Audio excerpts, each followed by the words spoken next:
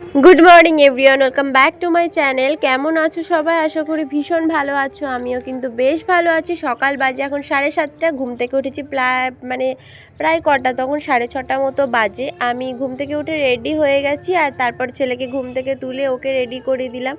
ওর school শুরু হয় 7:25 থেকে, কিন্তু এখন অলরেডি 7:30 বেজে গেছে। যেহেতু অনেক ছোট, জাস্ট নার্সারিতে ভর্তি করিয়েছি, তো এখন খুব একটা প্রবলেম হয় না। এখন তেমন কিছু স্কুল থেকে এখনও বলেনি।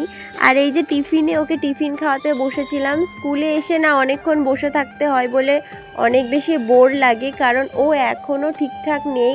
ও এখনও কান্নাকাটি করে। আজকে ছিল ডান্স ক্লাস, কিন্তু ওর ডান্স ক্লাসে কোনো মন নেই।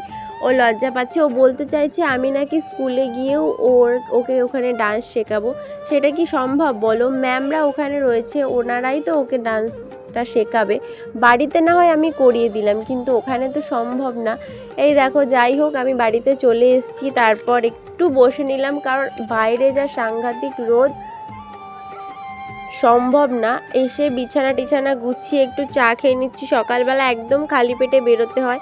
আমার কথাগুলো একটু আবছা আবছা শোনা গেলেও প্লিজ ক্ষমা করে দিও, কারণ অনেক দিন যাবৎ ভিডিও করি না, কিছু কিছু সময় কথাগুলো আটকে যায়। দুপুরে স্নান ধান করে যত কাজকর্ম ছিল সব তো তোমাদের সাথে শেয়ার করা সম্ভব নয়, কারণ আমি দুদিন ধরেই বলছি যে আমার স্ট্যান্ডটা নষ্ট হয়ে গেছে।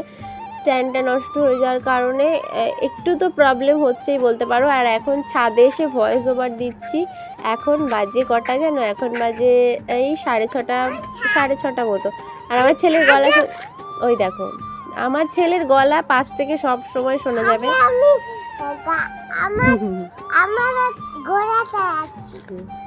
ঠিক আছে, চুপ করো। ও বাবা, আসল কথাই বলতে ভুলে গেলাম। এখন যাচ্ছি একটু বাড়িতে ঘুরতে। বাড়িতে একটু ঘোরাঘুরি করে চলে আসবো। আজকের ভিডিওটা এটুকুই, বাই।